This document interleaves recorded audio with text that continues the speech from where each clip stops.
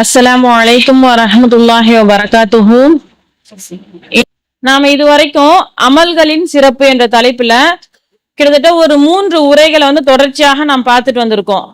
என்னென்ன பார்த்திருக்கோம் அப்படின்னா, இஸ்லாம்னா என்ன, இஸ்லாத்துல ஒரு மனிதன் நுழைந்தானா அவனுக்கு என்னென்ன அமல்கள் முதல்ல கடமையாகுது அப்படின்னு சொல்லி நம்ம தொழுகை, ஒழு, பாங்குன்னு சொல்லி எல்லா விஷயங்களையும் அப்படியே தொடர்ச்சியாக நாம் பார்த்துக்கிட்டு வரோம். அதுல இன்றைய தினம் நான் உங்களிடம் பேச எடுத்துக்கொண்டுள்ள தலைப்பு என்ன அப்படின்னு சொல்லி பார்த்தோம்னா, இறைவனை நினைவு கூறுதல், திக்ரு செய்வது. இன்றைய தினம் நாம் நம்முடைய வாழ்க்கையில் நாம் எந்த அளவுக்கு அல்லாஹுவை நினைவு கூறுறோம், நமக்கு அல்லாஹுவை நினைவு கூறுவதால என்னென்ன நன்மைகள்லாம் கிடைக்குது, நாம எந்த முறையில அல்லாஹுவை நினைவு கூறலாம், அல்லாஹ் அதை எப்படியெல்லாம் நமக்கு கற்றுக் கொடுத்திருக்கிறான் அப்படின்றத இன்னைக்கு நம்ம பார்க்க போறோம். அல்ஹம்துலில்லாஹ். அல்லாஹ் தன்னுடைய திருமறையில சொல்லி காட்டுறான், யா அய்யுஹல்லதீன ஆமனு உதுகுருல்லாஹ திக்ரன் கசீரா. ஈமான் கொண்டவர்களே, நீங்கள் அதிகமாக இறைவனை நினைவு கூறுங்கள். உதுகுருல்லாஹ திக்ரன் கசீரா, நீங்கள் அதிகமாக இறைவனை நினைவு கூறுங்கள் சொல்லி சொல்றான். இன்னும் என்ன சொல்றானா, வசப்பிஹு புக்ரதன் வாசீலா, நீங்கள் அவனை காலையிலும் மாலையிலும் திக்ரு செய்யுங்கள். சப்பிஹு, அவனை தஸ்பீஹ் செய்யுங்கள் அப்படின்னு சொல்லி அல்லாஹ் தஆலா தன்னுடைய திருமறையில சொல்லி காட்டுறான். இது 33ஆம் அத்தியாயத்துல 41 மற்றும் 42வது வசனமாக இது பதிவு செய்யப்படுது. அப்போ அல்லாஹ் என்ன சொல்றான், நீங்க காலையுடைய நேரத்திலும் மாலையுடைய பொழுதை அடையும் போதும் அல்லாஹுவை தஸ்பீஹ் செய்யுங்கள், அதிகமாக அவனை நினைவு கூறுங்கள்னு சொல்லி சொல்றான். இன்னொரு இடத்துல அல்லாஹ் தஆலா தன்னுடைய திருமறையில சொல்லி காட்டுறான், வலதிக்ருல்லாஹி அக்பர், நிச்சயமாக அல்லாஹுவை அதிகமாக நினைவு கூறுவது மிகவும் சிறந்தது, மிகவும் பெரிய விஷயம் அப்படின்னு சொல்லி அல்லாஹ் தஆலா சொல்லி காட்டுறான். இப்போ நாம் அல்லாஹுவை அதிகமாக நாம் நினைவு கூர்ந்து கொண்டே இருக்கும் போதுதான் அல்லாஹ் நம்மை நினைவு கூறக்கூடியவனாக இருப்பான். இப்போ நம்முடைய வாழ்க்கையில் நம்முடைய வாழ்க்கையில நம்ம மிகவும் சாதாரணமாக பயன்படுத்தக்கூடிய வார்த்தைகளாகவே சில நம்ம பார்க்கலாம். ஃபர்ஸ்ட் நம்ம எடுத்தோம் அப்படின்னா, அல்ஹம்துலில்லாஹ், சுப்ஹானல்லாஹ், அல்லாஹு அக்பர். இதை நாம இதற்கு முன் சென்ற உரையில் பார்த்தோம். தொழுகைக்கு அப்புறமாக இந்த துவாவை நாம் ஓதும் போது நமக்கு என்ன நன்மை கிடைக்கும்? ஒரு மனிதன் சுப்ஹானல்லாஹ், அல்ஹம்துலில்லாஹ், அல்லாஹு அக்பர் 33 முறை ஓதி முடிச்சுட்டு, லா இலாஹா இல்லல்லாஹு வஹ்தஹு லா ஷரீக லஹு லஹுல் முல்கு வ லஹுல் ஹம்து வ ஹுவ அலா குல்லி ஷைஇன் கதீர் அப்படின்ற இந்த துவா ஓதும் போது அந்த மனிதனுடைய பாவங்கள், இணை வைக்காத மற்ற பாவங்கள் கடல் நுரை அளவு இருந்தாலும் அது மன்னிக்கப்பட்டுரும். ஒரு கடல்ல எந்த அளவுக்கு நுரை ஏற்படுதோ அந்த அளவுக்கு ஒரு மனிதன் பாவம் செய்திருந்தாலும் அந்த பாவங்களை இந்த துவாவின் மூலமாக நாம் மன்னிக்கப்பட்டு நம்மளுடைய பாவங்கள்ல இருந்து நாம் விட்டு விலகி வர முடியும்னு சொல்லி நம்ம பார்த்தோம். இது இல்லாம இன்னும் சில விஷயங்களையும் இந்த சுப்ஹானல்லாஹ், அல்ஹம்துலில்லாஹ், அல்லாஹு அக்பர்ல இருக்குது. என்ன அப்படின்னு சொல்லி பார்த்தோம்னா, இரவு தூங்க செல்லும் போது நபி ஸல்லல்லாஹு அலைஹி வஸல்லம் அவர்களுடைய மகளான ஃபாத்திமா ரலியல்லாஹு அன்ஹா என்ன செய்றாங்கன்னா, ஒரு போர் முடிந்து அடிமைகள்லாம் நிறைய மக்களுக்கு கனிமத் பொருட்களை விநியோகம் செஞ்சு கொண்டிருக்கும் போது அப்போ ஃபாத்திமா ரலியல்லாஹு அன்ஹா சொல்றாங்க, எனக்கு என்னுடைய வேலைகள் காலமா ரொம்ப பலுவா இருக்குது, எனக்கு ஒரு அடிமையை தாங்கன்னு சொல்லி கேட்கும் போது நபி ஸல்லல்லாஹு அலைஹி வஸல்லம் என்ன செய்வாங்கன்னா, அவங்கள போய் பார்த்து அவங்களுக்கு நீ இரவு தூங்க செல்லும் போது அல்ஹம்துலில்லாஹ், அல்லாஹு அக்பர், சுப்ஹானல்லாஹ் இதை நீ சொல்லுமா, உன்னுடைய உடல் வலிகள் எல்லாம் போயிடும், நீ தூங்க சொல்லும் போது சொல்லிட்டு தூங்குமா அப்படின்னு சொல்லி ரசூலுல்லாஹி ஸல்லல்லாஹு அலைஹி வஸல்லம் அவங்க சொல்லி கொடுப்பாங்க. இப்போ இது இரண்டாவது விஷயம். இன்னொரு செய்தியில என்ன வருது அப்படின்னு சொல்லி பார்த்தோம்னா, இந்த சஹாபாக்கள்லாம் இதற்கு முன்னாடி நம்ம பார்த்தோம், முஹாஜிர்களும் அன்சாரிகள். முஹாஜிர்கள் அப்படின்றவங்க மக்காவிலிருந்து மதீனாவுக்கு ஹிஜ்ரத் செய்து வந்தவர்கள். அன்சாரி தோழர்கள் மதீனாவிலே வாழக்கூடிய நல்ல செல்வந்தரான தோழர்கள். இவங்க 2 பேருமே என்ன செய்யறாங்கன்னா, நன்மை செய்வதில் அதிகமாக போட்டி போட்டுக் கொள்றாங்க. எந்த அளவுக்குன்னா, ரசூலுல்லாஹி ஸல்லல்லாஹு அலைஹி வஸல்லம் கிட்ட முஹாஜிர்கள் வராங்க, யா ரசூலுல்லாஹ், அன்சாரி தோழர்கள் எங்களை போலவே நோன்பு வைக்கிறாங்க, எங்களை போலவே தொழுறாங்க, எங்களை போலவே நிறைய நன்மையான காரியங்களை ஈடுபடுறாங்க, ஆனா எங்களை விட அவர்கள் அதிகமாக என்ன செய்யறாங்கன்னா சதக்கா செய்யறாங்க, அவர்களிடம் உள்ள செல்வத்தை அல்லாஹ்வுடைய பாதையில் அதிகமாக செலவு செய்கிறார்கள், அதனால எங்களை விட அதிகமான நன்மையை அவர்கள் பெற்றுக்கொள்றாங்க, அது போல எங்களுக்கும் நாங்களும் அதிகமான நன்மையை பெற்றுக்கொள்வதற்கான ஒரு வழியை சொல்லித்தாங்கன்னு சொல்லி சொல்லும் போது நபி ஸல்லல்லாஹு அலைஹி வஸல்லம் அவர்கள் சொல்லுவாங்க, நீங்க ஒவ்வொரு சுப்ஹானல்லாஹும் தர்மம் தான், ஒரு அல்ஹம்துலில்லாஹும் தர்மம் தான், ஒவ்வொரு அல்லாஹு அக்பரும் தர்மம் தான் சொல்லி சொல்லுவாங்க. அப்போ அந்த இடத்துல இத முஹாஜிர்கள் சொல்ல ஆரம்பிக்கிறாங்க. அவங்க என்ன முணுமுணுத்துட்டே இருக்கிறத பார்த்துட்டு அன்சாரி தோழர்கள் போய் ரசூலுல்லாஹ் கிட்ட கேட்கிறாங்க, யா ரசூலுல்லாஹ், அவர்கள் ஏதோ சொல்றாங்க, அவங்க என்ன முணுமுணுக்குறாங்க அப்படின்னு சொல்லி கேட்கும் போது அதற்கு நபி ஸல்லல்லாஹு அலைஹி வஸல்லம் அவர்களுடைய தரப்பில் இருந்து இந்த மாதிரி சுப்ஹானல்லாஹ் அல்ஹம்துலில்லாஹ் அல்லாஹ் அக்பர் சொல்றாங்கன்னு சொல்லும்போது அதையும் அன்சாரி தோழர்கள் செய்ய ஆரம்பிக்கிறாங்க. அப்போ திரும்பவும் இந்த பிரச்சனையை முஹாஜிர்கள் கொண்டு செல்லும் போது ரசூலுல்லாஹ் என்ன சொல்றாங்கன்னா, பாதையில இருக்கக்கூடிய மக்களுக்கு இடையூறும் தரும் பொருட்களை அகற்றுவதும் தர்மம் அப்படின்னு சொல்றாங்க. அதாவது நம்ம நடந்து போயிட்டு இருப்போம், அந்த பாதையில ஒரு முள்ளு இருக்கும், இல்லைன்னா ஒரு கல்லு கிடக்கும், ஏதாச்சும் ஒரு பொருள் வந்து இடையூறு தரக்கூடிய பொருளாக இருக்கும், அதை அகற்றுவதும் தர்மம் சொல்லி சொல்றாங்க.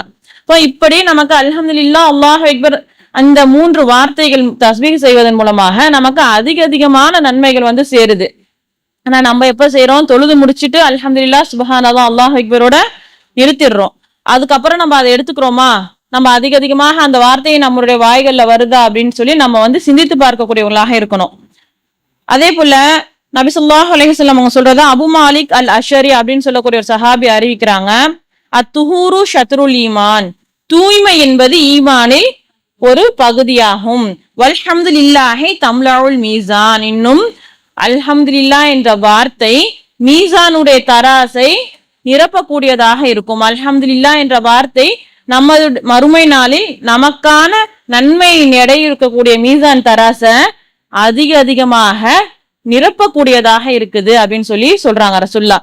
அதன் பிறகு இன்னொரு விஷயத்தை சொல்றாங்க, சுப்ஹானல்லாஹி வல்ஹம்துலில்லாஹி தம்லானி, சுப்ஹானல்லாஹி வல்ஹம்துலில்லாஹி என்ற வார்த்தை இந்த வானம் மற்றும் பூமி இதற்கு இடையில் இருக்கக்கூடிய அனைத்தையுமே விட நிரப்பமான ஒரு விஷயமாக, அதை விட சிறந்த ஒரு விஷயமாக இருக்கும் அப்படின்னு சொல்லி நபி ஸல்லல்லாஹு அலைஹி வஸல்லம் அவங்க நமக்கு சொல்லி தராங்க. அப்போ நாம் சுப்ஹானல்லாஹ் அல்ஹம்துலில்லாஹ் அல்லாஹ் அக்பர் என்ற வார்த்தைகளை நாம் சொல்வதன் மூலமாக நமக்கு என்ன அதிகமாக வருது, நன்மைகள் வருது. அந்த நன்மையின் மூலமாக நாம் மறுமையில் வெற்றி பெறுவதற்கான ஒரு வழியாக இருக்குது. அல்லாஹ் தஆலா மனிதனுடைய படைப்பை பற்றி சொல்லும் போது, நான் இந்த மனிதனை என்னை வணங்குவதற்காகவே அன்றி வேற எதற்காகவும் படைக்கவில்லைன்னு சொல்றான். அல்லாஹ் தஆலா என்ன சொல்றான், ஒரு மனிதனை படைப்பதற்கான நோக்கமே அல்லாஹ்வை வணங்க வேண்டும் என்பதற்காக தான். இன்னைக்கு நாம நம்முடைய வாழ்க்கையில காலையில ஒரு 5 மணிக்கு எழுந்திருக்கிறோம். அப்ப அது எழுந்ததுல இருந்து இரவு நாம் தூங்க செல்லும் வரை நாம் என்ன நன்மைகளை செய்யறோம், என்னென்ன நன்மைகள் செய்யறோம், என்னென்ன தீமைகள் செய்யறோம்னு சொல்லி நம்ம சிந்திச்சு பார்க்கணும். அப்படி நம்ம பார்க்கும்போது நாம் தொழுகைக்காக எவ்வளவு நேரத்தை ஒரு நாளைக்கு ஒதுக்குறோம். ஃபஜருக்கு மிஞ்சி போனா ஒரு 10 நிமிடம், லுஹருக்கு ஒரு 10 நிமிடம், அசருக்கு ஒரு 10 நிமிடம், மஹரிப்க்கு ஒரு 10 நிமிடம், இஷாவுக்கு ஒரு 10 நிமிடம் சொல்லி எடுத்தோம்னா ஒரு நாளைக்கு நாம் மிகவும் குறுகிய ஒரு காலத்தை தான் நாம் அல்லாஹ்வுடைய பாதையில செலவு செய்யறதுக்காக நம்ம வந்து கொண்டு வந்து வைக்கிறோம்.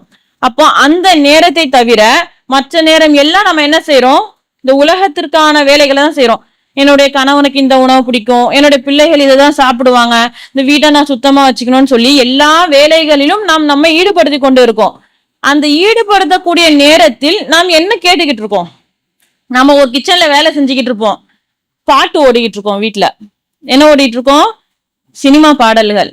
அந்த பாடல்களை கேட்பதால நமக்கு ஏதாச்சும் ஒரு நன்மை இருக்குதா, இல்ல, எந்த ஒரு பிரயோஜனமே கிடையாது. நாம் வேலை செய்யும் போது அழகா சுப்ஹானல்லாஹ் அல்ஹம்துலில்லாஹ் அல்லாஹ் அக்பர் நம்மளுடைய நேரத்துல நாம தான் முயற்சி எடுக்கணும். ஏன்னா மறுமை நாள்ல நான் வந்து என்னுடைய மனைவிக்காக நான் வந்து இது செஞ்சேன், என்ன வேலைக்கு போனேன், இல்ல ஒரு மனைவி வந்து நான் என்னுடைய கணவனுக்காக வீட்டுல சமைச்சு கொண்டு இருந்தேன், என்னுடைய பிள்ளைகளை நான் கவனித்து கொண்டு இருந்தேன் இப்படின்னு சொல்லி நாம் அல்லாஹ்விடம் காரணம் சொல்ல முடியுமா, காரணம் சொல்லவே முடியாது. ஏன்னா அல்லாஹ் தஆலா அன்றைய தினம் மிகவும் கடுமையாக கேள்வி கேட்பவனாக இருப்பான். அன்றைய தினம் யார் மீதும் அல்லாஹ் இறக்கப்பட மாட்டான். ஆனா இந்த உலகத்தில் இருக்கிற மனிதர்கள் மீது அல்லாஹ் தஆலா கஃபூருர் ரஹீம். எல்லா மனிதர்கள், இந்த உலகத்தில் இருக்கக்கூடிய அனைவரும் இன்னொருவரின் மீது செலுத்தக்கூடிய அன்பை விட, அவங்க மேல ஒரு மனிதன் இன்னொரு மனிதன் மீது செலுத்தக்கூடிய அந்த பாசத்தை விட பல மடங்கு அதிகமான பாசத்தை அல்லாஹ் நம் மீது செலுத்துறான். எந்த அளவுக்கு, நீ என்ன தப்பு செஞ்சாலும் நான் மன்னிச்சிடுறேன், எனக்கு இணை வைக்காம இருக்கக்கூடிய நேரம் வரைக்கும் நீ என்னதான் செஞ்சாலும் நான் மன்னிச்சிடறேன். அந்த இணை வைத்தலை கூட அல்லாஹ் தஆலா என்ன செய்யறான், நான் செய்த தவறுன்னு சொல்லி இந்த உலகத்துல உயிரோடு இருக்கும்போது ஒரு மனிதன் திருந்தி மாறிவிட்டால் அப்போ அல்லாஹ் தஆலா அந்த மனிதனுடைய தவறை மன்னித்து விடுகிறான். ஆனா அந்த மனிதன் இணை வைக்கக்கூடிய நிலையிலே மவுத் ஆகிட்டானா அந்த மனிதனுடைய தவறை அல்லாஹ் தஆலா மன்னிப்பானா, மன்னிக்கவே மாட்டான். அப்போ அல்லாஹ் தஆலா நமக்கான ஒரு வாழ்க்கையை இந்த உலகத்துல நம்ம கொடுத்திருக்கான். நாம என்ன செய்யறோம் அப்படின்னா, ரசூலுல்லாஹ் சொல்றாங்க, 2 விஷயங்களில் மனிதர்கள் மிகவும் அலட்சியமாக இருக்கிறாங்கன்னு சொல்றாங்க. என்னென்ன விஷயங்கள் அப்படின்னா, ஒண்ணு ஆரோக்கியம், இன்னொன்னு ஓய்வு நேரம். இந்த ஆரோக்கியம் அப்படின்றது இருக்கும்போது நாம என்ன செய்வோம், அந்த ஆரோக்கியமான காலகட்டத்துல அல்லாஹுவை நினைவு கூறுவதற்காக நம்முடைய வாழ்க்கையை நாம் செலவிடுறது கிடையாது. நம்ம வந்து இன்னைக்கு நல்லா இருக்கும்போது ஒரு லீவ் கிடைச்சிச்சுன்னா இந்த ஊருக்கு போலாமா, அந்த ஊருக்கு போலாமா, இங்க ட்ரிப்பு போலாமா இப்படின்னு சொல்லி நம்மளுடைய நேரத்தை நாம் இப்படி செலவழிக்கக்கூடியவர்களாக இருக்கிறோம். போய் உலகத்தை சுற்றி பார்ப்பது தவறு கிடையாது. ஆனா எந்த நிலைமையாக இருந்தாலும் நம்மளுடைய தொழுகையை எங்க போனாலும் கரெக்டா நான் தொழுதுறணும்.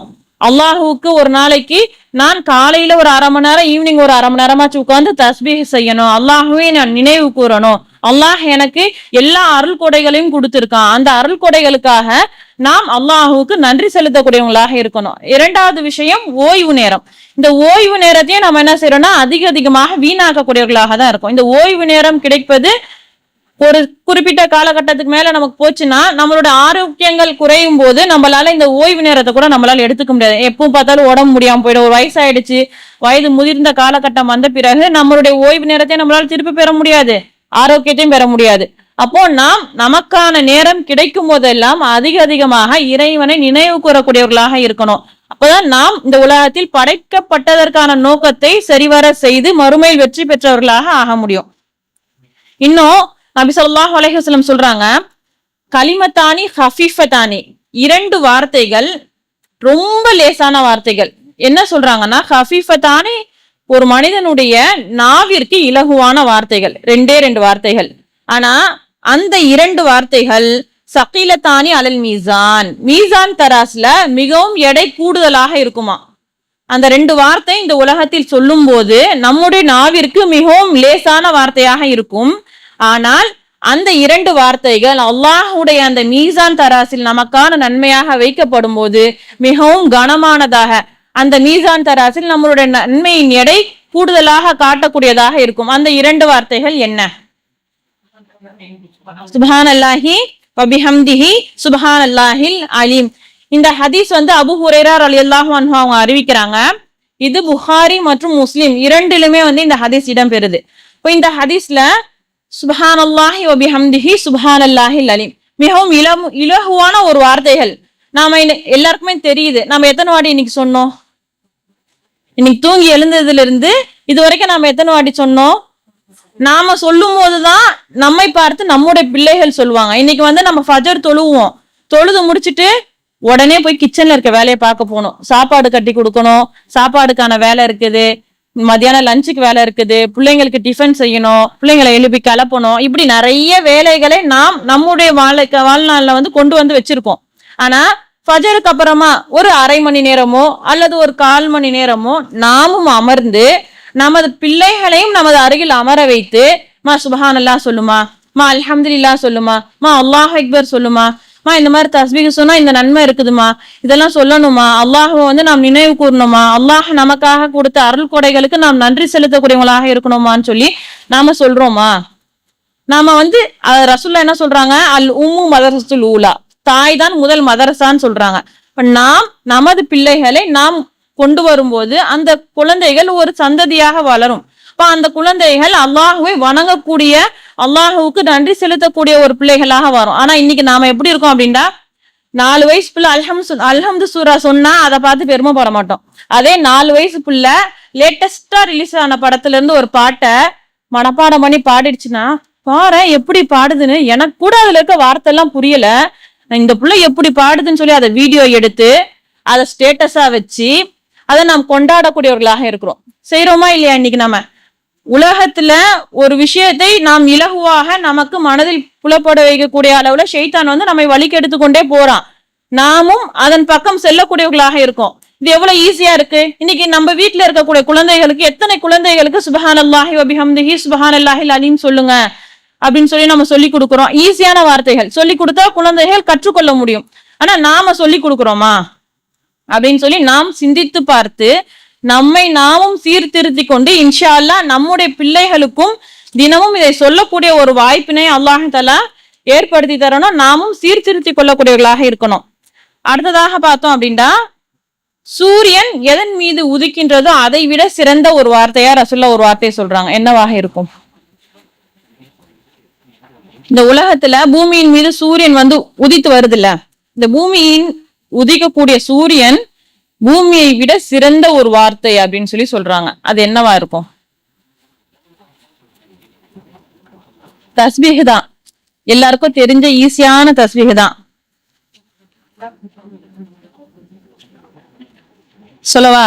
சுப்ஹானல்லாஹி வல்ஹம்துலில்லாஹி வலா இலாஹா இல்லல்லாஹு அல்லாஹு அக்பர். தெரியுமா? எல்லாருமே சொல்லுவோம் சுப்ஹானல்லாஹி வல்ஹம்துலில்லாஹி வலா இலாஹா இல்லல்லாஹு வல்லாஹு அக்பர். இந்த இதை அபூ ஹுரைரா ரலியல்லாஹு அன்ஹு அவங்க அறிவிக்கிறாங்க. முஸ்லிம்ல 2965வது ஹதீஸாக இந்த ஹதீஸ் இடம்பெறுது. இன்றைய தினம் நாம ஒரு விஷயத்த சிந்திச்சு பார்க்கணும். ஒரு மனிதன் நம்மளுடைய ரொம்ப நீடிச்ச ஒரு கனவாக என்ன இருக்குது? ஒரு சொந்தமா ஒரு வீடு வாங்கிடணும். பூமியின் மீது அதிகமாக நாம் ஆசைப்படக்கூடியவங்களாக இருக்கும். எப்படி? நாம இருக்கிற வீடு ஒரு சொந்த வீடா இருந்துடணும். நம்ம பிள்ளைங்களுக்கு நல்லா சொத்து சேர்த்து வச்சிடணும். இப்படி இந்த உலகத்துல நமக்கு என்னெல்லாம் கிடைக்கணும் அப்படின்றத நாம சிந்தித்து பார்க்கிறோம். ஆனா ரசூலுல்லாஹ் சொல்றாங்க, இந்த உலகத்தில் இருக்கிறது எல்லாமே உங்களுக்கு கிடைக்கிறதை விட இது சிறந்தது. அப்படின்டா இந்த துஆவை நாம் அதிகமாக நாம் சொல்லக்கூடியவர்களாக இருக்கணும். அப்போ நமக்கு என்ன ஆகும்? இந்த துஆவை நாம் சொல்வதன் மூலமாக நம்முடைய நன்மையுடைய எடை கூடிக்கொண்டே போகும். நமக்கு இந்த எல்லா துஆவும் தெரிஞ்சிருக்கு. ஆனா இதனால என்னென்ன நன்மைகள் அப்படின்றதை நாம் சிந்தித்து பார்த்து நாம் செயல்படக்கூடியவர்களாக நாம் இருக்கணும். அதே போல ரசூலுல்லாஹ் சொல்றாங்க, லா இலாஹா இல்லல்லாஹு வஹ்தஹு லா ஷரீக லஹு லஹுல் முல்கு வ லஹுல் ஹம்து வ ஹுவ அலா குல்லி ஷைஇன் கதீர். இந்த துஆ இருக்குல்ல, இந்த துஆவை நிறைய இந்த சுப்ஹானல்லாஹ் அல்ஹம்துலில்லாஹ் அல்லாஹு அக்பர் போலவே இதுலயும் 2-3 நன்மைகள் ரசூலுல்லாஹ் சொல்லி கொடுத்திருக்காங்க. என்னன்னு சொல்லி பார்த்தோம் அப்படின்னா, ஒண்ணு, நம்ம தொழுகைக்கு பின்னாடி ஓதும் போது கடல் நுரையளவு பாவங்கள் மன்னிக்கப்படுது. இரண்டாவது விஷயம், நமக்கு 100 நன்மைகள் எழுதப்படுது. அப்படி இல்லைன்னா 100 தீமைகள் மன்னிக்கப்படுது. எப்படின்னா, ஒரு நாளைக்கு நாம் இந்த துஆவை 100 முறை ஓதும் போது, நம்ம இன்னைக்கு எழுந்ததிலிருந்து இது வரைக்கும் நான் 100 நன்மை செஞ்சிட்டேன்பான்னு சொல்லி யாராச்சும் ஒரு ஆள் சொல்ல முடியுமா? நான் இன்னைக்கு எழுந்ததிலிருந்து 100 நன்மைகள், தர்மம் செஞ்சேன், இந்த மாதிரி 100 விதமான நன்மைகளை நான் செய்து விட்டேன் அப்படின்னு சொல்லி நம்ம சொல்ல முடியுமா? கிடையாது. அப்போ நாம இந்த துஆவை ஒரு நாளைக்கு அமர்ந்து 100 முறை ஓதுவதன் மூலமாக நமக்கு 100 நன்மைகள் எழுதப்படும், அல்லது நம்மை விட்டு 100 தீமைகள் அழிக்கப்படும். இந்த விஷயத்தையும் ரசூலுல்லாஹி ஸல்லல்லாஹு அலைஹி வஸல்லம் அவங்க சொல்றாங்க. இது இல்லாம இன்னொரு ஹதீஸ்ல இடம்பெறுது. இது புகாரி முஸ்லிம்ல அபு அய்யூப் அப்படின்னு சொல்லக்கூடிய ஒரு சஹாபி அறிவிக்கிறாங்க. என்ன சொல்றாங்க அப்படின்டா, இந்த துஆவை ஒரு மனிதன் ஒரு நாளைக்கு 10 முறை ஓதினால் இஸ்மாயில் அலைஹிஸ்ஸலாம், இப்ராஹிம் நபியுடைய அவங்களுடைய மகனான இஸ்மாயில் அலைஹிஸ்ஸலாம் அவர்களுடைய வம்சத்தில் இருந்து 4 அடிமைகளை விடுதலை செய்த நன்மை கிடைக்கும். எவ்வளவு பெரிய விஷயம்! 4 அடிமைகளை விடுதலை செய்தால் என்ன நன்மையோ அந்த நன்மை ஒரு நாளைக்கு இந்த துஆவை நாம் 10 முறை ஓதுவதன் மூலமாக நமக்கு கிடைக்குது அப்படின்னு சொல்லி நபி ஸல்லல்லாஹு அலைஹி வஸல்லம் அவர்கள் சொன்னதாக அபு அய்யூப் ரலியல்லாஹு அன்ஹு என்ற சஹாபி அறிவிக்கிறாங்க. அதே போல ரசூலுல்லாஹி ஸல்லல்லாஹு அலைஹி வஸல்லம் இன்னொரு இடத்துல சொல்றாங்க, அலா உஸ்பிருக்கும், உங்களுக்கு நான் அறிவிக்கட்டுமா, கலாம் இல்லல்லா ஹப்புல் கலாம் இல்லல்லா, அதாவது அல்லாஹுக்கு மிகவும் விருப்பமான வார்த்தையை நான் உங்களுக்கு அறிவிக்கட்டுமான்னு சொல்றாங்க. அல்லாஹுக்கு மிகவும் விருப்பமான வார்த்தை. இப்ப ரசூலுல்லாஹ் கிட்ட சஹாபாக்கள் கேட்கறாங்க, யா ரசூலுல்லாஹ், அது என்ன வார்த்தை? எந்த வார்த்தை அல்லாஹுக்கு மிகவும் விருப்பமானது? அல்லாஹ் எந்த வார்த்தை மிகவும் நேசிக்கிறான் அப்படின்னு சொல்லி கேட்கும் போது, சுப்ஹானல்லாஹி வ பிஹம்திஹி, அல்லாஹ் தூய்மையானவன், இன்னும் அவனை நான் புகழ்கிறேன். இந்த வார்த்தை அல்லாஹுக்கு மிகவும் விருப்பமான ஒரு வார்த்தையாக இருக்குது. நாம் இந்த வார்த்தையை சொல்வது அப்ப அல்லாஹுக்கு ரொம்ப பிடிச்ச ஒரு வார்த்தைய நாம் அதிகமாக சொல்லக்கூடியவர்களாக இருக்கணும். இதை அபூதர் ரலியல்லாஹு அன்ஹு அவங்க அறிவிக்கிறாங்க. முஸ்லிம்ல இந்த ஹதீஸ் இடம்பெறுது. இப்போ நாம் ஒவ்வொரு துஆவை சொல்லும் போதும் அந்த துஆக்கள் மூலமாக நமக்கு அதிகமான பலன்கள் கிடைக்குது. இன்னைக்கு நம்ம அல்லாஹுக்கு மிகவும் விருப்பமான ஒரு வார்த்தைன்னும் போது நம்ம எந்த அளவுக்கு அதை அதிகமா சொல்லணும். நீங்க நம்ம வீட்டுல இருக்கோம், எங்க வாப்பாக்கு நான் இப்படி பேசினா பிடிக்கும், இப்படி பேசினா பிடிக்காது அப்படின்னும் போது நாம என்ன செய்வோம்? வாப்பா வந்தா வாப்பா முன்னாடி இப்படி எல்லாம் பேசக்கூடாது. எங்க அம்மாக்கு நான் இந்த மாதிரி பேசுறதெல்லாம் பிடிக்கலன்னா அவங்க முன்னாடி அவங்களுக்கு பிடிக்காத விஷயங்களை விட்டு நாம் என்ன செய்யறோம்? விலகி கொள்றோம். இப்ப நம்மை படைத்த ரபுல் ஆலமீன் நமக்காக அனைத்தையும் நமக்கு கொடுத்திருக்கான். நாம் இருக்கக்கூடிய இடத்திலிருந்து, நம்முடைய உடல் அமைப்பிலிருந்து எல்லாத்தையும் நமக்கு சீராக கொடுத்திருக்கக்கூடிய அந்த ரபுல் ஆலமீன் அவனுக்கு மிகவும் விருப்பமான ஒரு வார்த்தையை நாம் நம்முடைய வாழ்நாளில் அதிகமாக நாம் சொல்லக்கூடியவர்களாக இருக்கணும், இன்ஷா அல்லாஹ். அடுத்ததாக பார்த்தோம் அப்படின்னா, ரசூலுல்லாஹி ஸல்லல்லாஹு அலைஹி வஸல்லம் அவங்க இதே போல ஒரு கேள்வி கேட்கிறாங்க. ஒரு நாளைக்கு 1000 நன்மைகளை சம்பாதிக்கக்கூடிய ஒரு வார்த்தை அது என்னன்னு கேட்கிறாங்க. உங்களில் ஒருவர் ஒரு நாள்ல 1000 நன்மைகளை சம்பாதிக்க முடியுமா அப்படின்னு சொல்லி கேட்கிறாங்க. அப்போ சஹாபாக்கெல்லாம் கேட்கிறாங்க, கைஃப யக்ஷிஃபு அல்ஃப ஹசனா, எப்படி ஒரு நாளில் 1000 நன்மைகளை ஒரு மனிதனால் சம்பாதிக்க முடியும் அப்படின்னு சொல்லி கேட்கும் போது 100 தஸ்பீஹ், 100 முறை சுப்ஹானல்லாஹ், சுப்ஹானல்லாஹ் என்ற வார்த்தையை நாம் 100 முறை சொன்னால் நமக்கு 1000 நன்மைகள் எழுதப்படும். அப்படி இல்லைன்னா 1000 தீமைகளை விட்டு அல்லாஹ் நம்மை பாதுகாப்பான் அப்படின்னு சொல்லி நபி ஸல்லல்லாஹு அலைஹி வஸல்லம் அவர்கள் சொன்னதாக முஸ்லிம்ல சஅத் இப்னு அபி வக்காஸ் ரலியல்லாஹு அன்ஹு அவர்கள் அறிவிக்கிறாங்க. அப்போ சுப்ஹானல்லாஹ் சுப்ஹானல்லாஹ் சுப்ஹானல்லாஹ்னு சொல்லி நம்ம 100 முறை ஒரு நாளைக்கு சொன்னோம்னா நமக்கு 1000 நன்மைகள் நமக்கு கிடைக்குது. அப்ப அதிகமாக நாம் நன்மையில் முந்திக் கொள்ளக்கூடியவர்களாக இருக்கணும். நபி ஸல்லல்லாஹு அலைஹி வஸல்லம் அவருடைய காலகட்டத்தில் வாழ்ந்த சஹாபாக்களை பற்றி அல்லாஹ் என்ன சொல்றான்? சூரத்துல் பையினால ரலியல்லாஹு அன்ஹும் வ ரலு அன்ஹு, அவர்களும் அல்லாஹை பொருந்தி கொண்டார்கள், அல்லாஹும் அவர்களை பொருந்தி கொண்டான். எதனால அவர்களும் அல்லாஹை பொருந்தி கொண்டார்கள் அப்படின்னு சொல்லி பார்த்தோம்டா, இப்போ அபூ ஹுரைரா ரலியல்லாஹு அன்ஹு அப்படின்னு சொல்லி நம்ம நிறைய ஹதீஸ்ல கேள்வி போறோம். எல்லாரும் என்ன சொல்லுவாங்கன்னா, சஹாபாக்கள்லாம் அபூ ஹுரைரா நிறைய அறிவிக்கிறாரு. அபூ ஹுரைரா ரலியல்லாஹு அன்ஹு அவர்களை பற்றி சொல்லும் போது அபூ ஹுரைரா அலி அதிகமான ஹதீஸ்களை அறிவிச்ச ஒரு சஹாபி. இவர் அதிகமான ஹதீஸ்களை அறிவிக்கிறார் அப்படின்னு சொல்லி சொல்றாங்க. ஆனா மற்றவர்கள் தனியா போய் தூங்க போகும்போது நான் போயிருக்க மாட்டேன், மற்றவர்கள் வியாபாரம் செய்ய போகும்போது நான் போயிருக்க மாட்டேன், என்னுடைய அனைத்து நேரத்தையும் நான் நபி ஸல்லல்லாஹு அலைஹி வஸல்லம் அவர்களுடைய கழித்தேன் அப்படின்னு சொல்லி அபூ ஹுரைரா ரலியல்லாஹு அன்ஹு சொல்றாங்க. அப்போ அவங்களுடைய வாழ்நாளில் அதிகமான நேரத்தை அல்லாஹ்வுடைய தூதருடன் கழித்தார்கள். எதற்காக? ரசூலுல்லாஹ் என்ன விஷயங்களை சொல்லுவாங்க அதை நாம் நம்மளுடைய வாழ்க்கையில பின்பற்றணும், நமக்கு மார்க்கத்தை தெரிந்து கொள்ள வேண்டும் அப்படின்றதுக்காக அதிகமான முனைப்புடன் செயல்படக்கூடியவங்களாக இருந்தாங்க. இன்னைக்கு நம்ம எல்லாமே நமக்கு மிகவும் இலகுவாக கையில கிடைச்சிருச்சு. இன்னைக்கு ஒரு போன்ல எடுத்தோம் அப்படின்னா குர்ஆன் அப்படின்னு ஒரு ஆப் ஏத்தணும்னா அதுல கிராத் வந்துருது, அதுல தமிழ்ல கேட்கக்கூடிய விஷயங்கள் வந்துருது, அதுல பார்த்து படிக்கக்கூடிய விஷயங்கள் வந்துருது. புகாரி முஸ்லிம் சொல்லி இருக்கிற எல்லா ஹதீஸ் புத்தகங்களும் நம்மளோட கைக்கு ஈஸியா இருக்குது. ஆனா இப்போ நாம புகாரி இமாம் அப்படின்னு சொல்லி புகாரி முஸ்லிம் அப்படின்னு சொல்லி நம்ம பாக்குறோம். இந்த புகாரி இமாம் அவர்களுடைய வரலாறை எடுத்து பார்த்தோம் அப்படின்னா, இந்த புகாரியுடைய இமாம் ஒரு ஹதீஸை சேகரிப்பதற்காக அவங்க சென்ற நாடுகள், அவங்க எந்தெந்த ஊருக்கெல்லாம் போனாங்க அப்படின்னா ஷாம், தின்ஷிக்கு, இந்த மாதிரி ஒரு குறிப்பிட்ட ஒரு சில இடங்களை பற்றி வருது. இப்போ ஒரு 7-8 நகரங்களுக்கு அவங்க ஒரு ஹதீஸ்க்காக ஒரு ஹதீஸுடைய அறிவிப்பாளர் தொடரை தெரிஞ்சுக்கணும், இது சஹீஹானதா, இதை அவங்க ரசூலுல்லாஹ் கிட்ட இருந்து தான் கேட்டாங்களான்னு தெரிஞ்சுக்கணுன்றதுக்காக அதிகமான ஊருக்கு பிரயாணம் செஞ்சு போவாங்க. இன்னைக்கு நம்மளுடைய நிலைமை என்ன? நினைச்சா உடனே போயிடலாம், பைக்கு, பக்கத்து ஊருக்கு போனா பைக், அதை கொஞ்சம் தூரம் தாண்டி போனா ட்ரெயின், இல்லைன்னா பிளைட், இப்படி நமக்கு எல்லா வசதிகளும் இன்றைய தினம் நம்மிடம் இருக்கு. அன்னைக்கு இதெல்லாம் இருந்ததா? ரசூலுல்லாஹ்வுடைய காலகட்டத்திலையும் சஹாபாக்களுடைய காலகட்டத்திலையும் தாபியின்கள் காலகட்டத்திலையும் ஏதாச்சும் இருந்துச்சா அப்படின்னா எதுவுமே கிடையாது. அவங்கள என்ன எடுத்துட்டு போனாங்க? கழுதைகளையும் ஒட்டகங்கள், குதிரைகள், இன்னும் எதுவுமே இல்லாம ஒரு சில நேரங்கள்ல அந்த பிரயாண கூட்டமாக நடந்து செல்லக்கூடிய கூட்டமாகவும் இருந்தாங்க. அப்படி ஒரு விஷயத்தை தெரிந்து கொள்வதற்காக பல மைல் தூரம் தன்னுடைய வாழ்நாளை செலவு செய்து கிட்டத்தட்ட ஒரு 10 நாள் 15 நாள் ஒரு ஊருக்கு போறதுக்கு டிராவல் பண்ணி இந்த அறிவிப்பாளர் சரியானவர் தானா அப்படின்னு சொல்லி விசாரிச்சு அதை தொகுத்து நமக்கு புத்தகங்களா இன்னைக்கு நம்முடைய கைகள்ல இருக்குது. ஒரு ஹதீஸ் புத்தகங்களா எடுத்தோம் அப்படின்னா, இப்போ குர்ஆன் தொகுக்கப்பட்ட வரலாறு நாம எடுத்தோம்னாலும் ரசூலுல்லாஹி ஸல்லல்லாஹு அலைஹி வஸல்லம் அவருடைய காலகட்டத்தில் எந்த அளவுக்கு சஹாபாக்கள் தன்னுடைய வாழ்நாள்ல போருக்கு போயிருப்பாங்க, ரசூலுல்லாஹ் கூட இருந்திருப்பாங்க, ரசூலுல்லாஹி ஸல்லல்லாஹு அலைஹி வஸல்லம் அவர்களோட தன்னுடைய நேரத்தை செலவழித்து ரசூலுல்லாஹ் என்ன சொல்றாங்கன்றதை கேட்டு தெரிஞ்சுக்கிட்டு அதை பிறருக்கும் எத்தி வைக்கக்கூடியவர்களாக இருந்தாங்க.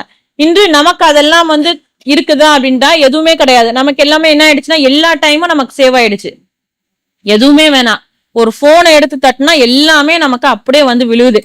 ஆனா நமக்கு எந்த அளவுக்கு அல்லாஹ் மனசை ஆக்கி வச்சிருக்கான் பாருங்க, அதை எடுத்து தட்டுறதுக்கு மனசு வர மாட்டேங்குது. நமக்கு இன்னைக்கு எல்லாமே நம்முடைய கையில இருக்கும் போது அதை நாம் எடுத்து பார்ப்பதற்கான மனசை நாம் ஏற்படுத்தி கொள்றது கிடையாது.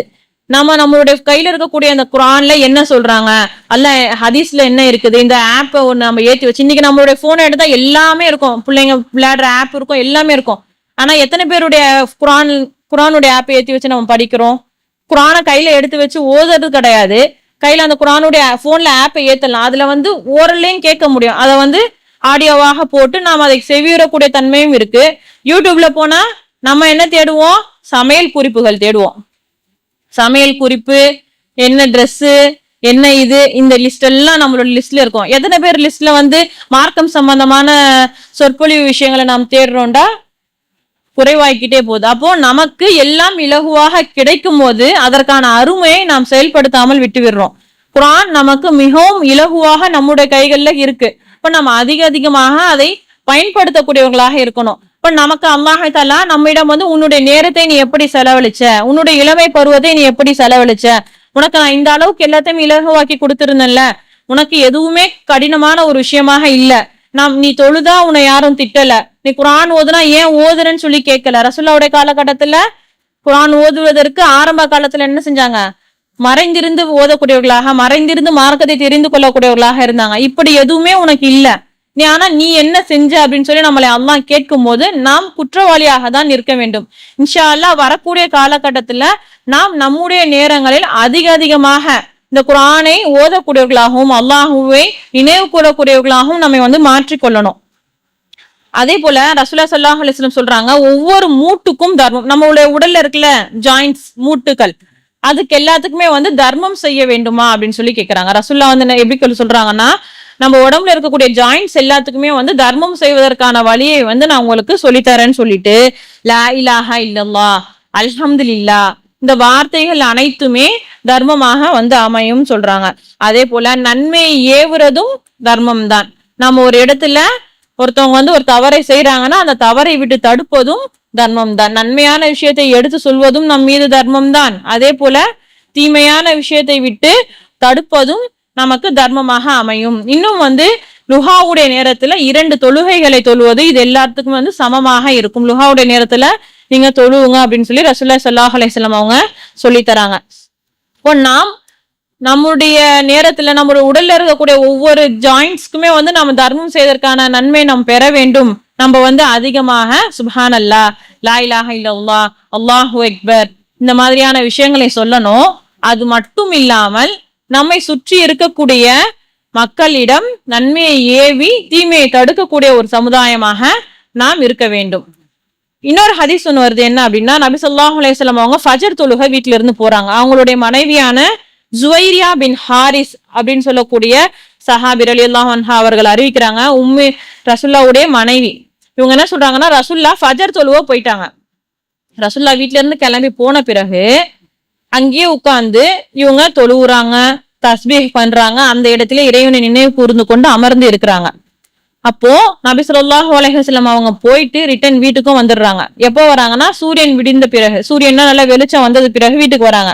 அப்போமா அவங்க மனைவி இங்க உட்கார்ந்து தஸ்பீஹ் செஞ்சுக்கிட்டே இருக்காங்க. இப்ப ரசூலுல்லாஹ் கேக்குறாங்க, நீங்க இவ்வளவு நேரம் இதுதான் சொல்லிட்டே இருந்தீங்களா? நீங்க இவ்வளவு நேரம் சொன்னதை விட சிறந்ததாக நான் ஒரு தஸ்பீஹை வந்து 3 முறை சொன்னேன், இதை விட எனக்கு சிறந்த நன்மை எனக்கு அதுல கிடைச்சிடுச்சு அப்படின்றாங்க. அது என்ன நன்மையாக, என்ன ஒரு தஸ்பீஹாக இருக்கும் அப்படின்னு சொல்லி பார்த்தோம்னா, சுப்ஹானல்லாஹி வ பிஹம்திஹி அதத ஹல்கிஹி வ ரிலா நஃப்ஸிஹி வ ஸினத அர்ஷிஹி வ மிதாத கலிமாத்திஹி. இந்த துஆவை நான் வந்து 3 முறை சொன்னேன், நீங்க இவ்வளவு நேரம் உட்கார்ந்து தஸ்பீஹ் பண்ணதை விட எனக்கு இதுல வந்து சிறந்த நன்மை கிடைச்சிருச்சு அப்படின்றாங்க. இந்த சுப்ஹானல்லாஹி வ பிஹம்திஹி, சுப்ஹானல்லாஹ்னா அல்லாஹ் மிகவும் தூய்மையானவன், வ பிஹம்திஹி நான் உன்னை அதிகமாக புகழ்கிறேன். எந்த அளவுக்குன்னா, அதத ஹல்கிஹி உன்னுடைய படைப்புல எண்ணிக்கைகள் இருக்குல்ல, அததுனா எண்ணிக்கை, உன்னுடைய படைப்பினங்களின் எண்ணிக்கை அளவிற்கு உன்னை நான் புகழ்கிறேன். வஸினத அர்ஷிஹி உன்னுடைய அர்ஷுடைய அழகின் அளவிற்கும், ஒமிதாத கலிமாத்திஹி உன்னுடைய வார்த்தைகளுடைய எண்ணிக்கை அளவிற்கும் உன்னை நான் புகழ்கிறேன் அப்படின்னு சொல்லி இந்த துஆவை நான் 3 முறை சொன்னேன். நீங்க ஃபஜர்ல இருந்து சூரியன் விடியும் வரை அமர்ந்து செய்த இந்த நேரத்தை விட இது வந்து சிறந்ததாக, இந்த நேரத்துல நீங்க சொன்ன இவ்வளோ விஷயங்களை விட இது சிறந்ததாக அமையுது அப்படின்னு சொல்லி ரசூலுல்லாஹி ஸல்லல்லாஹு அலைஹி வஸல்லம் சொல்றாங்கன்னு சொல்லி ரசூலுல்லாஹ்வுடைய மனைவியான ஜுவைரியா அவங்க அறிவிக்கிறாங்க. இது வந்து முஸ்லிம்ல இந்த ஹதீஸ் இடம்பெறுது. அப்போ நாம் அல்லாஹ்வை அதிகமாக நினைவு கூறக்கூடியவங்களாக இருக்கணும். அல்லாஹ்வை நினைவு கூறுபவனுக்கும் அல்லாஹ்வை நினைவு கூறாம நம்முடைய வாழ்க்கையை வாழ்பவனுக்கும் அல்லாஹ் வந்து என்ன சொல்லி காட்டுறான்? உதாரணமாக எப்படி இருக்கு நம்முடைய வாழ்க்கை? ஒரு மனிதன் வந்து அல்லாஹ்வை நினைவு கூர்ந்து அல்லாஹுக்காக தன்னுடைய நேரத்தை செலவழிக்கக்கூடியவனாக இருக்கிறான். இன்னொரு மனிதன் அல்லாஹ்வை நினைவு கூறாம இந்த உலகத்திற்காக தன்னுடைய வாழ்க்கையை அமைத்துக் கொள்ளக்கூடியவனாக இருக்கான். இவங்க 2 பேருக்கும் என்ன டிஃப்ரெண்ட்? ரசூலுல்லாஹ் சொல்றாங்க, இத வந்து எப்படி சொல்றாங்க அப்படின்னா, அல் ஹய்யி வல் மையித், உயிரோடு இருக்கக்கூடிய ஒரு மனிதனுக்கும் மையத்துக்கும் என்ன வித்தியாசம்? உயிரோடு இருக்கக்கூடிய ஒரு மனிதனை மையத்தையும் நாம வந்து பார்த்தோம் அப்படின்னா என்ன வித்தியாசம் இவர்கள் இரண்டு பேருக்கும் இடையில் இருக்குதோ அந்த வித்தியாசம் தான் அல்லாஹுவை நினைவு கூறுபவனுக்கும் அல்லாஹுவை நினைவு கூறாமல் விட்டு விடுபவனுக்கும் இடையே உள்ள வித்தியாசம் அப்படின்றாங்க. அப்போ நாம் எப்படி இருக்கணும், உயிரோடு உள்ள ஒரு மனிதன் எப்படி இருப்பானோ அதை போல நம்முடைய வாழ்க்கையை நாம் அமைத்துக் கொள்ளணுமா, இல்ல அல்லாஹுவை நினைவு கூறாமல் மையத்துடைய நிலைமையில நாம வாழ்ந்து வரோமா? எந்த அளவுக்கு அல்லாஹை நாம் நினைவு கூறணும், நாம் நினைவு கூறாமல் நம்ம அலட்சியமாக இருந்து வரக்கூடியவர்களாக இருக்கிறோம். அதிகமாக நாம் நினைவு கூறக்கூடியவர்களாக இருக்கணும் அல்லாஹுவை. அதே போல அல்லாஹ் தாலா தன்னுடைய திருமறையில சொல்லி காட்டுறான், ஃபத்குரூனி அஸ்குருக்கும் வஷ்குரூலி வலா தக்ஃபுரூன். நீங்கள் என்னை நினைவு கூறுங்கள், நான் உங்களை நினைவு கூறுவேன். வஷ்குரூலி எனக்கு நன்றி செலுத்துங்கள். வலா தக்ஃபுரூன் எனக்கு மாறு செய்து விடாதீர்கள் சொல்லி காட்டுறான். இத வந்து நபி ஸல்லல்லாஹு அலைஹி வஸல்லம் அவருடைய ஹதீஸ்கள்ல நம்ம பார்த்தோம் அப்படின்னா அல்லாஹ் தஆலா இந்த லன்னி, அதாவது ஒரு மனிதனுடைய எண்ணத்துல வந்து நான் இருக்கும்போது இந்த லன்னி அப்தி பி வனமாஹு, நான் என்னுடைய அவனுடைய உள்ளத்துல நான் வந்து அவனை என்னை எண்ணிக்கொண்டு இருக்கும் போது நான் அவனோடு இருக்கிறேன். இதா தக்கரணி, அவர் என்னை நினைவு கூர்ந்தால் தக்கர்துஹு ஃபி நஃப்ஸி, என்னுடைய உள்ளத்தில் நான் அவனை நினைவு கூறுகிறேன். ஒய்தா தக்கரணி ஃபி மலைன், ஒரு கூட்டத்துக்கு மத்தியில் அமர்ந்து அந்த மனிதன் நினைவு கூர்ந்தால் தகர்துஹு, நான் அவனை நினைவு கூறுவேன். ஃபி மலைன் ஹைரம் மின்ஹும், அவர்களை விட சிறந்த ஒரு கூட்டத்தில் நான் இந்த மனிதனை நினைவு கூறுவேன்னு சொல்றாங்க. எப்படி அல்லாஹ் ஒரு மனிதனை நினைவு கூறுவான் அப்படின்னா, மலக்குமார்களுடைய கூட்டத்துல இந்த அடியான் எனக்கு நன்றி செலுத்துகிறான், இந்த அடியான் என்னை பற்றி புகழ்ந்து பேசுகிறான் அப்படின்னு சொல்லி அல்லாஹ் தாலா நம்மை நினைவு கூறக்கூடியவனாக இருப்பான். அப்போ இன்ஷா அல்லாஹ் நாம் அதிகமாக அல்லாஹுவை நினைவு கூறக்கூடியவங்களாக இருக்கணும். இன்னொரு இதுல வந்து எப்படி சொல்றாங்க ரசூலுல்லாஹ்னா, சபக்கல் முஃபர்ரிதூன், முஃபர்ரிதூன் அப்படின்றவங்க வெற்றி பெற்று விட்டார்கள், முந்தி சென்று விட்டார்கள்ன்றாங்க. யார் முஃபர்ரிதூன்?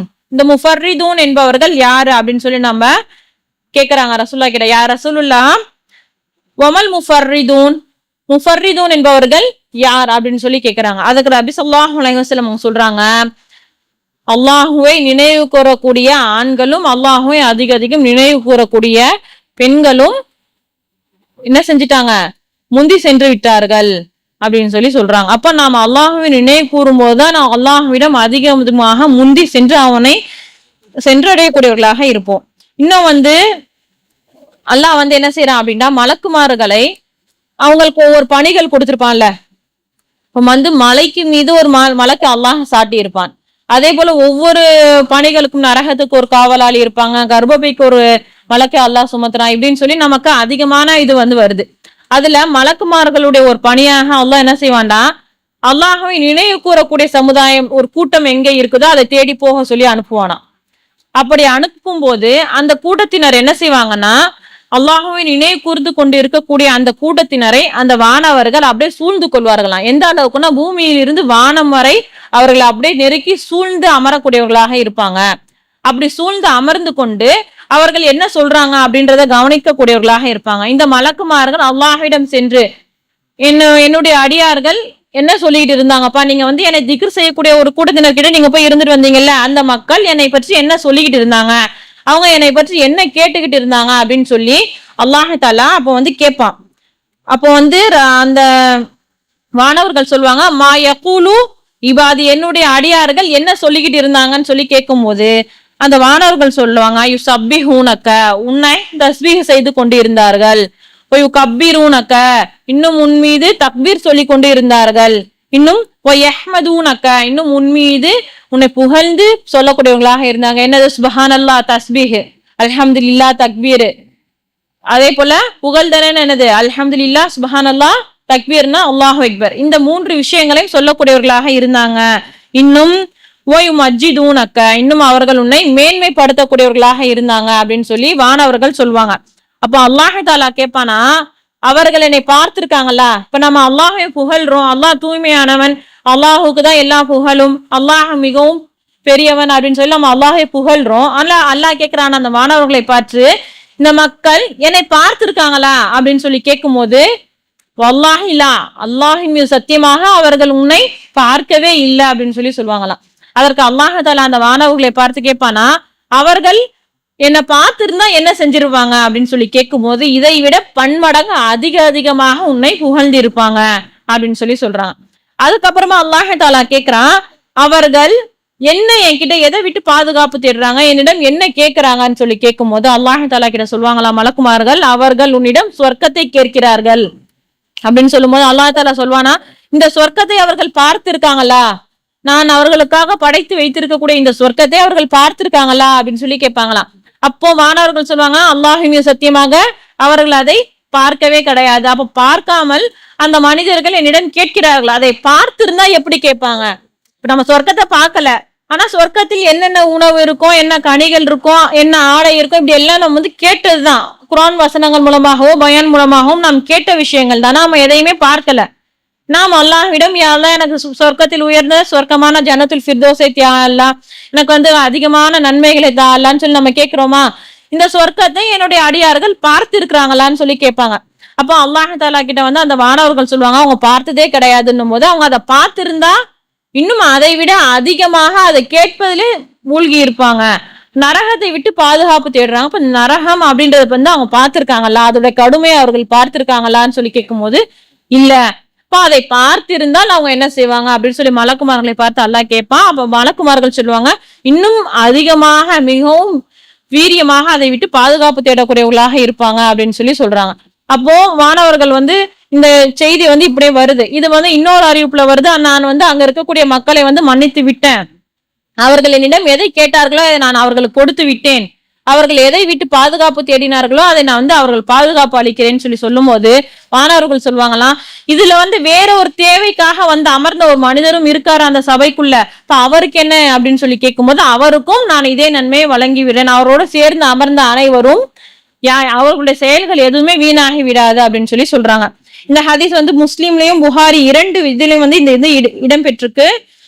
ஆனா இன்னைக்கு நம்மளுடைய ஒரு கூட்டம் அப்படின்றது எப்படி இருக்கு? ஒரு சபையில் நாம் அமர்ந்து இருக்கும் போது நம்முடைய பேச்சுக்கள் என்ன இருக்குது? ஒரு கூட்டமாக அமர்ந்து அல்லாஹுவை நினைவு கூறும் போது நம்மை வானவர்கள் சூழ்ந்து கொள்கிறார்கள். நமக்கு அல்லாஹுவிடம் நமக்காக நாம் என்ன சொன்னோம், என்ன துவா செஞ்சோன்றது போய் வானவர்கள் அல்லாஹுவிடம் சொல்கிறார்கள். அல்லாஹ் நம்மை வானவர்களை கொண்டு பாதுகாக்கிறான். அந்த இடத்துல வானவர்கள் மூலமாக நமக்கு அல்லாஹ் தஆலா ஒரு அரவணைப்பை அதை அல்லாஹ் ஏற்படுத்துறான் அப்படின்னும் போது, நாம் இன்று ஒரு 5 பேர் ஒன்னா சேர்ந்தோம்னா நம்மளுடைய பேச்சுகள் என்னவாக இருக்குதுன்னா தேவையில்லாத வீண் விஷயமாக தான் இருக்குது. இப்ப நாம் அதிகமாக ஒரு இடத்தில் சபையில் அமரும் போது, ஒரு பயான நிகழ்ச்சியாக இருக்கட்டும், நம்ம உட்கார்ந்து இருக்கும் போது நம்ம என்ன பேசிக்கிட்டு இருப்போம்? வேற ஏதேனும் விஷயங்களை பற்றி தான் நம்ம பேசிக்கிட்டு இருப்போம். அப்போ அந்த இடத்துல நாம் அதிகமாக இறைவனை நினைவு கூறக்கூடிய நன்மக்களாக நாம் மாற வேண்டும் இன்ஷா அல்லாஹ். நம்ம ரொம்ப கஷ்டம் கிடையாது. சுப்ஹானல்லாஹ், அல்ஹம்துலில்லாஹ், அல்லாஹ் அக்பர்னு சொல்லி தஸ்பீஹ் செய்யலாம், இல்ல ஏதோ ஒரு குர்ஆன் ஓதலாம், ஏதாச்சும் ஒரு நன்மையான விஷயத்தை பற்றி பேசலாமா. நாம அதை விட்டுட்டு தேவையில்லாத வீண் விஷயங்களில் நாம் மூழ்கக்கூடியவர்களாக இருக்கும். அப்போ இன்ஷா அல்லாஹ் இதை நாம் மாற்றிக்கொள்ளக்கூடியவர்களாகவும் நாம் அதிகமாக அல்லாஹ்வை நெருங்கி செல்லக்கூடியவர்களாகவும் நாம இருக்கணும். அதே போல இப்போ நம்ம இந்த விஷயங்கள்லாம் பார்த்தோம் அப்படின்னா, இது வரைக்கும் நம்ம என்னென்ன பார்த்திருக்கோம்? தஸ்பீஹ் செய்வதால நமக்கு என்ன நன்மைகள்லாம் கிடைக்கும்னு சொல்லி நம்ம பார்த்திருக்கோம். அமல்களை நம்ம அதிகமாக பெறக்கூடிய விஷயங்களாக தொழுகை, நோன்பு, ஜக்காத், ஹஜ் இந்த மாதிரி விஷயங்கள் எல்லாமே அப்படியே அடங்குது. இது இல்லாம ரசூலுல்லாஹி ஸல்லல்லாஹு அலைஹி வஸல்லம் அவங்க சொல்றாங்க, குல்லு மஅரூஃபின் சதகா, ஒவ்வொரு நற்செயலும் தர்மமாகும், நாம் செய்யக்கூடிய ஒவ்வொரு நல்ல காரியங்களும் தர்மமாக அமையுது. இப்ப என்னென்ன விஷயங்கள் தர்மமாக அமையுது அப்படின்னு சொல்லி நம்ம பார்த்தோம்னா, கணவன் தன்னுடைய மனைவிக்கு உணவு ஊட்டி விட்டா அந்த உணவு தர்மமாக அமையுது கணவனுக்கு. இதே போல நாம் பாதையில் செல்லும் போது ஒரு முள்ளோ ஒரு கல்லோ இதை எடுத்து நம்ம போடும்போது அது நமக்கு தர்மமாக அமையுது. அதே போல நபி ஸல்லல்லாஹு அலைஹி வஸல்லம் அவங்க சொல்றாங்க, லா தஹ்கிரன்ன மினல் மஅரூஃபி ஷைஆ வலவ் அன் தல்கா அஹாஹு பிவஜ்ஹின் தலீக். அதாவது நீங்க உங்களுடைய சகோதரனை பார்க்கும் போது அவர்களை பார்த்து சிரிக்கிறீங்கல்ல, அது முதல் கொண்டு எந்த ஒரு விஷயத்தையும் நீங்கள் இலகுவானதாக ரொம்ப லேசான விஷயமாக கருதிடாதீங்க. நீங்க உங்க சகோதரனை பார்த்து சிரித்தால் கூட அது உங்களுக்கு தர்மம். இப்ப நம்ம இன்னைக்கு நம்மளுடைய சகோதரர்கள், நம்ம உறவினர்கள் நம்ம ரோட்ல போகும்போது பார்க்கும்போது ஒரு சிரிப்பு சிரிச்சிட்டு நம்ம போனோம்னா அது நமக்கு தர்மம். அவங்களை பார்த்து முகத்தை கடுகடுன்னு வச்சுக்காம சிரித்த முகத்துடன் அவர்களை பார்ப்பதும் நமக்கு தர்மமாக அமையுது. அதே போல நம்ம இன்னைக்கு நம்மளுடைய வீட்டுல சாப்பாடு செய்யறோம். அந்த சாப்பாடை அண்டை வீட்டுக்கு கொடுக்கறதுக்கு என்ன செய்வோம் அப்படின்டா சிந்திக்கக்கூடியவங்களாக இருப்போம். இதை போய் கொடுக்கறதா அப்படின்னு சொல்லி ரசூலா சொல்றாங்க, எந்த ஒரு பெண்ணும் தன்னுடைய வீட்டில் சமைத்த ஆட்டுக்காலுடைய குழம்பு இருக்குல்ல, அத கொண்டு போய் கொடுக்கறது கூட நீங்க மிகவும் இலகுவானதாக கருதி விடாதீங்க, அதுவும் உங்களுக்கு தர்மம். இப்ப பெண்களாக நாம் தர்மத்தை பெறணும் அப்படின்டா நம்ம வீட்டுல சமைக்கும் போது நம்ம அண்டை வீட்டுல இருக்கக்கூடியவங்களுக்கு எடுத்துட்டு போய் கொடுக்கறது நமக்கு என்ன ஆயிடுது, தர்மத்துல கொண்டு விட்டுருது. இன்னும் ஈமான் அப்படின்றது 70 80 கிளைகளை கொண்டதாக இருக்குது. இந்த 70 80 கிளைகளை கொண்ட ஈமான்ல மிகவும் சிறந்த விஷயம் என்ன, லா இலாஹா இல்லல்லா. இதுல மிகவும் சாதாரணமான ஒரு விஷயம் என்ன அப்படின்னு சொல்லி ரசூலா சொல்றாங்கண்டா, பாதையில் இருக்கக்கூடிய இடையூறு தரக்கூடிய பொருட்களை அகற்றுவது ஈமானின் ஒரு அம்சமாக இருக்குது. அதே போல வெட்கப்படுவதும் ஈமானின் ஒரு அம்சமாக இருக்குதுன்றாங்க. இப்ப நாம ஒரு மரம் நட்டு வளர்க்குறோம். இந்த மரம் நட்டு வளர்ப்பதால நமக்கு நன்மை கிடைக்குமா? எப்படி நன்மை கிடைக்குது? அந்த மரத்திலிருந்து காய்கள் காய்த்து அந்த காயோ பழத்தையோ ஒரு மனிதருக்கு நாம் கொடுத்தா அது தர்மம். சொல்லாம நமக்கு தெரியாம ஒரு மனிதன் அதை திருடிட்டு போறாங்கன்றாலும் அதுவும் நமக்கு தர்மம். அதுல இருந்து நாம் எவ்வளவு எடுத்து எடுத்து கொடுத்துக்கிட்டே இருக்கோமோ அந்த மரம் எந்த நாட்கள் வரைக்கும் நீடிச்சு இருக்குதோ அது வரைக்கும் நமக்கு நன்மை வந்துகிட்டே இருக்கும். இப்போ எல்லா விஷயங்களும் நமக்கு நன்மையாக முடியக்கூடியதாக, நாம் செய்யக்கூடிய அனைத்து காரியங்களிலும் நமக்கு அல்லாஹ் தஆலா நன்மையை எழுதி தரக்கூடியவனாக இருக்கிறான். அதான் அல்லாஹ் தஆலா தன்னுடைய திருமறையில சொல்லி காட்டுறான், மன் ஜாபில் ஹசனா, யார் ஒரு நன்மையை கொண்டு வராரோ ஃபலஹு மிஸ்ரு அஜ்ரின், அவருக்கு அஷர அம்சாலிஹா, அவருக்கு அதை போன்ற 10 மடங்கு நன்மையை தரேன் அப்படின்றான். இதுவே மன் ஜாபில் சையா, யார் ஒரு தீமையை கொண்டு சொல்றாரோ அவருக்கு அதை போன்ற ஒரே ஒரு தீமையை தான் எழுதுறேன்னு சொல்றான். இப்போ நாம் நன்மையை செய்யும் போது அல்லாஹ் தஆலா நமக்கு அந்த நன்மையை 10 மடங்கு அதிகமா தரான். ஆனா தீமை செய்யும் போது நமக்கு அந்த தீமையை ஒரே ஒரு தீமையா தான் அல்லாஹ் எழுதுறான். அப்போ இன்ஷா அல்லாஹ் நாம் அதிகமாக நன்மை செய்யக்கூடியவர்களாக இருக்கணும். இந்த தீமையான விஷயங்களை விட்டு விலகி கொள்ளக்கூடியவங்களாக இருக்கணும். இப்ப ரசூலுல்லாஹி ஸல்லல்லாஹு அலைஹி வஸல்லம் அவங்க சொல்றாங்க, சஹாபாக்களை பார்த்து, மணில் முஃப்லிஸ், முஃப்லிஸ்னா யாருன்னு கேக்குறாங்க. முஃப்லிஸ்னா என்ன அர்த்தம்னா நஷ்டம் அடைந்தவன். தன்னுடைய வாழ்நாளில் நஷ்டம் அடைந்த ஒரு மனிதன் யாரு? இப்ப நம்மளுடைய பார்வையில ஹதீஸ்லாம் வேணாம், நம்முடைய பார்வையில் நாம் ஒரு மனிதனை நஷ்டவாளின்னு சொன்னா யாரெல்லாம் சொல்லுவோம்? ரசூலுல்லாஹி ஸல்லல்லாஹு அலைஹி வஸல்லம் அவங்க கிட்ட கேட்கும்போது சஹாபாக்கள் சொல்றாங்க, அங்க இருக்கக்கூடிய மக்கள் என்ன சொல்றாங்கன்னா, யாருக்கு அதிகமான பொருள் செல்வம் கிடைக்கல, இப்போ காசு இல்லாம இருக்கிறாருல அவரை நஷ்டவாளிடுறாங்க. இன்னும் சொல்றாங்க, குழந்தை செல்வங்கள் இல்லாதவர் நஷ்டவாளி, இப்படி சொல்லி சஹாபாக்கள் பல கருத்துக்களை சொல்றாங்க. அப்ப நபி ஸல்லல்லாஹு அலைஹி வஸல்லம் சொல்றாங்க, மறுமையுடைய நாளில் ஒரு மனிதன் வருவான்.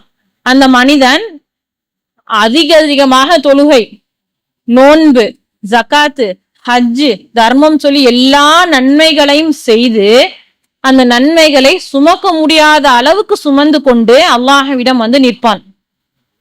அல்லாஹ் அவனுக்கு அவனுடைய நன்மைகள் எல்லாம் கூலி போட்டு கொண்டு இருக்கும் போது ஒவ்வொரு மனிதனாக வருவார்கள். என்னன்னா, இறைவா, இந்த மனிதன் என்னுடைய ரத்தத்தை ஓட்டி விட்டான், இந்த மனிதன் என்னை திட்டி விட்டான், இந்த மனிதன் என்னை பார்த்து புறம் பேசி விட்டான், இந்த மனிதன் என்னை பற்றி அவதூறு சொல்லிவிட்டான், இவன் எனக்கு மன கஷ்டத்தை ஏற்படுத்தி விட்டான்னு சொல்லி ஒவ்வொரு நபராக அல்லாஹ்விடம் முறையிடுவார்கள்.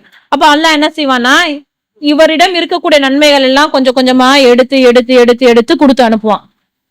உன்னை திட்டானாப்பா, இந்த அவன் செஞ்ச நன்மையில இருந்து நீ கொஞ்சம் பிடி, உன்னை அடிச்சிட்டானா நீ கொஞ்சம் பிடி, உன்னை பற்றி அவதூறு சொல்லிட்டானா நீ கொஞ்சம் நன்மையை பிடி அப்படின்னு சொல்லி கொஞ்சம் கொஞ்சமா அந்த நன்மைகள் எல்லாத்தையுமே எடுத்து எடுத்து எடுத்து கொடுத்துட்டு, அப்பமும் தீர்ந்திருக்காது அந்த மனிதனிடம் அவன் செய்த தவறுகள். திருப்பி என்ன செய்வாங்க அப்படின்டா, அந்த மனிதர்கள்லாம் வரும்போது நீ அவன்கிட்ட நன்மை எதுவுமே இல்லாதனால நீ செஞ்ச தீமையில இருந்து கொஞ்சம் கொடு அப்படின்னு சொல்லி வாங்கி வாங்கி அவனுக்கு போட்டு கடைசியில அந்த மனிதன் முழுக்க முழுக்க தீமைகளை சுமந்து கொண்டு நரகத்திற்கு செல்லக்கூடியவனாக இருப்பான்.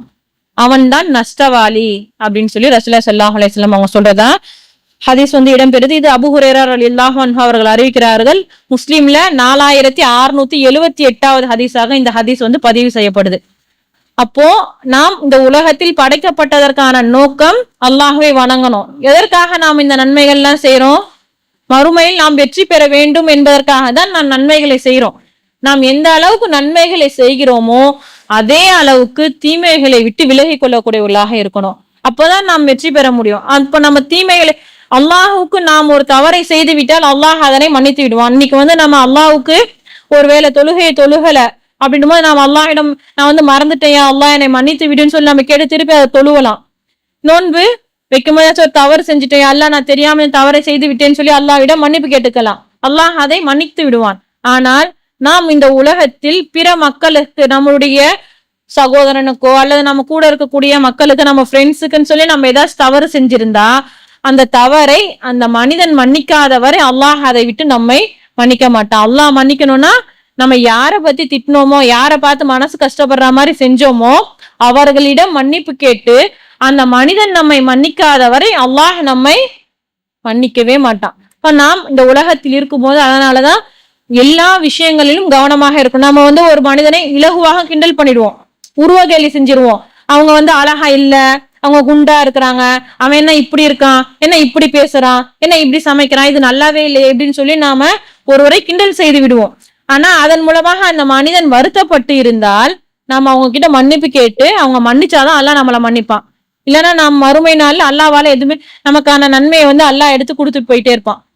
இப்போ நம்ம இந்த உலகத்தில் இருக்கும்போது பிற மனிதர்களை திட்டாம, அவர்கள் மீது அவதூறு சொல்லாம, அவர்களை பற்றி புறம் பேசாம அதிகமாக அவர்களோடு அன்பு பாராட்டக்கூடியவர்களாக நாம் இருக்கணும் இன்ஷா அல்லாஹ். இப்போ நாம் செய்த அமல்கள் அனைத்துமே நம்ம வெற்றி பெற்றவர்களாக ஆகணும். நம்மளுடைய அமல்கள் அனைத்தும் அல்லாஹ்விடம் சரியான முறையில சென்று நாம் சொர்க்கத்துக்கு போகணும்னா இந்த உலகத்தில் இருக்கும்போது நம்முடன் இருக்கக்கூடிய சகோதரர்களுக்கு, நம்மளுடைய உறவினர்களுக்கு நாம வந்து அதிகமாக அவங்களோட அன்போடு நடந்து கொள்ளக்கூடியவர்களாகவும் அவர்களுக்கு எந்த ஒரு தொந்தரவும் தராமல் இருக்கக்கூடியவர்களாக இன்ஷா அல்லாஹ் நாம் இருக்கணும். இன்னும் வந்து ஒரு சில மாதங்கள்ல ரமலானுடைய நாட்கள் வர இருக்குது. இன்ஷா அல்லாஹ் நம்முடைய நேரங்களை அதிகமாக குர்ஆனை ஓதுவதிலும் அல்லாஹுவை நினைவு கூறுவதிலும் நம்ம செயல்பட்டு, இந்த திக்ரெல்லாம் நமக்கு தெரியுது.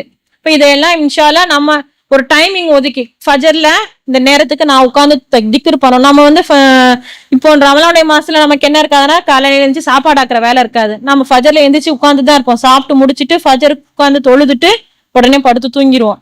அப்படி இல்லாம ஒரு 10 நிமிடமோ 20 நிமிடமோ நாம் ஒதுக்கி அதிகமாக தஸ்பீஹ் செய்யக்கூடியவர்களாக நம்மை ஆக்கி கொண்டு இந்த உலகத்தில் பிற மக்களுக்கும் நன்மை செய்து மற்றவர்களுடைய மனது துன்படாமல் அவர்களுக்கு எந்த ஒரு கஷ்டத்தையும் ஏற்படுத்தி கொடுக்காமல் இந்த உலகத்திலும் நாம் வெற்றி பெற்று மறுமையிலும் அல்லாஹ்விடம் வெற்றி பெறக்கூடிய ஒரு சமுதாயமாக நம்முடைய நன்மையின் எடை அதிகமாக கனத்து சொர்க்கத்தில் உயர்ந்த சொர்க்கமான ஜன்னத்துல் ஃபிர்தௌஸை அடைய வேண்டும் என்று பிரார்த்தித்தவளாக எனது இந்த உரையை முடித்துக் கொள்கிறேன். வாஹிர் தாவானா அல்ஹம்துலில்லாஹி ரபில் ஆலமீன். அஸ்ஸலாமு அலைக்கும் வரஹ்மத்துல்லாஹி வபரகாத்துஹு.